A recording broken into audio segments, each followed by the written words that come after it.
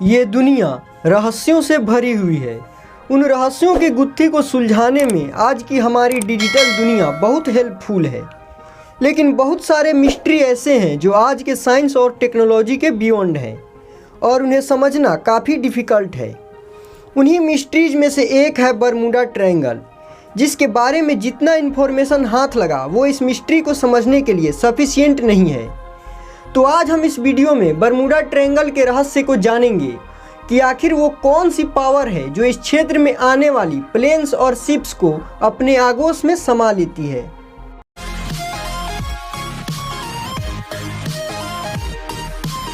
Bermuda triangle America के Florida, Puerto Rico और Bermuda तीनों को जोड़ने वाली एक ट्रायंगल यानी त्रिकोण है।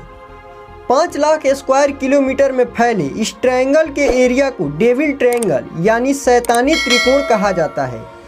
इस एरिया में जाने वाले बड़े से बड़ा प्लेन या शिप अचानक से गायब हो जाते हैं। इस ट्रायंगल के पास पहुंचते ही ना तो जहाज मिलता है और ना ही उसके यात्री। बरमूडा ट्रायंगल के बारे में सबसे पहले इंफॉर्मेशन देने वाले क्रिस्टोफर कोलंबस थे, जिनका सामना बरमूडा ट्रायंगल से हुआ था।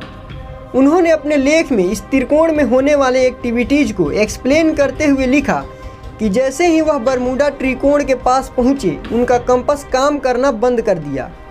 इसके बाद क्रिस्टोफर कोलंबस को आसमान में एक रहस्यमयी आग का गोला दिखाई दिया, जो सीधे समुद्र में जाकर गिर गया।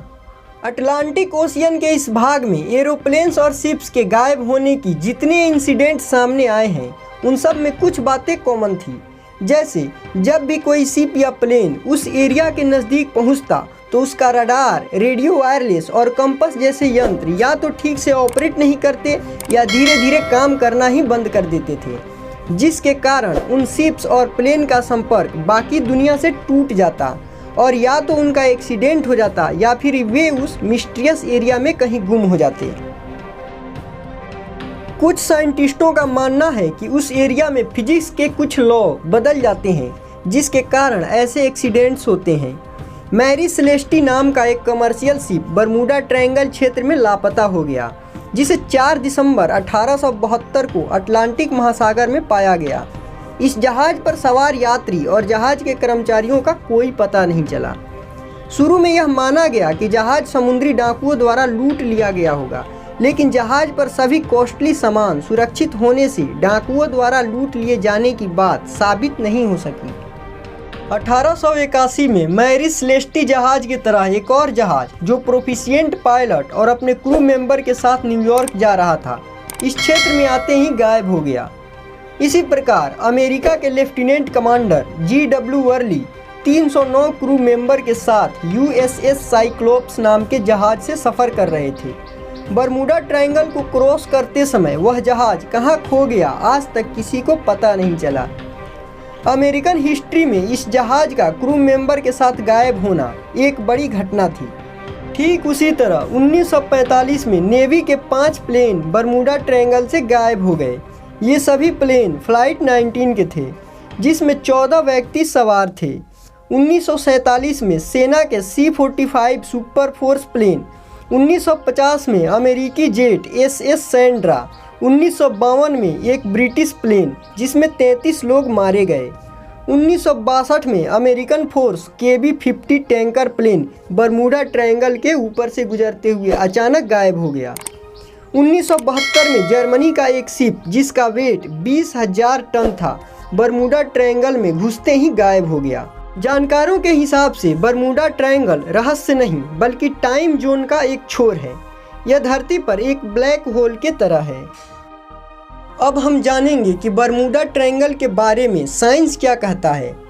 Author G.N. केजार का मानना था कि उस एरिया के एटमॉस्फेयर में कुछ इलेक्ट्रोमैग्नेटिक एनोमलीज है, जिसके वजह से मैग्नेटिक कंपास ब्रेक डाउन हो जाता है और लोग खो जाते हैं।